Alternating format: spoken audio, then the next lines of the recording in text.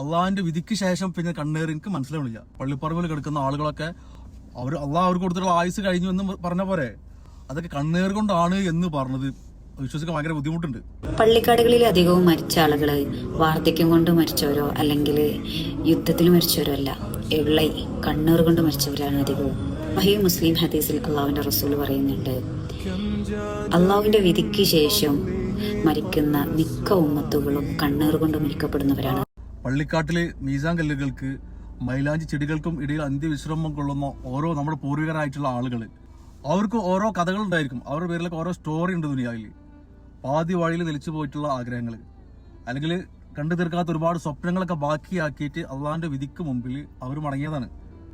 എന്നാൽ അവരൊക്കെ മരിച്ചത് കണ്ണേറ് കൊണ്ടാണ് എന്ന് പറയുന്നത് ശരിയല്ല. അവിടെ അന്ത്യം ഇറങ്ങുന്ന ആളുകൾക്ക് അള്ളാഹു നൽകിയിട്ടുള്ള ആയുസ് അല്ലെങ്കിൽ പടച്ചോൻ നിശ്ചയിച്ചിട്ടുള്ള വിധി അവസാനിച്ചു എന്നല്ലേ സത്യം. കരിങ്കണ്ണിന്റെ പവറായിട്ട് ആൾക്കാർ പല തമാശ പറിച്ചിട്ടുണ്ട്.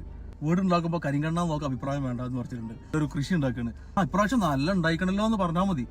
പിന്നെ അവിടെ അഞ്ഞ് ആ കണ്ടത്തിൽ ഇനി എന്ത് വളർത്തിട്ടും കാര്യമില്ല. അപ്പൊ നല്ല തടിയുണ്ട്, നല്ല നന്നായിക്കണല്ലോ എന്ന് പറഞ്ഞാൽ പിന്നെ മോളെ തൂറ്റിലായിരിക്കും, വയറ്റുന്നോക്കായിരിക്കും. ഇത് നല്ല ചക്ക മാങ്ങ തേങ്ങ ഒക്കെ ഉണ്ടെങ്കിൽ ഇപ്രാവശ്യം നല്ല ഫലം ഉണ്ടല്ലോ, നല്ല കൊയ്ത്താണല്ലോ എന്ന് പറഞ്ഞാൽ മതി. ഒക്കെ നിലത്തുണ്ടായിരിക്കും.